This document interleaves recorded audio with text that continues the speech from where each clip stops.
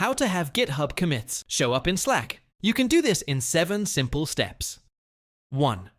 Open your GitHub repository and go to Settings. In the left menu, select Webhooks to start integrating Slack notifications. 2.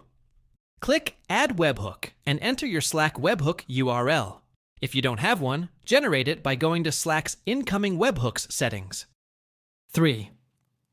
Choose Application JSON as the content type and select the events you want to send to Slack, such as pushes or pull requests.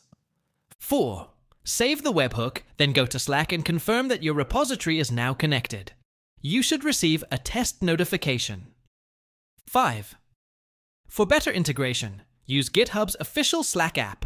In Slack, go to Apps and search for GitHub. Click Add to Slack and authorize the connection. 6. Link your repository by typing /GitHub subscribe, open bracket repository name close bracket in a Slack channel. This will enable updates directly within Slack. 7. Test the setup by making a commit or opening a pull request. If everything is working, your updates will appear in Slack automatically.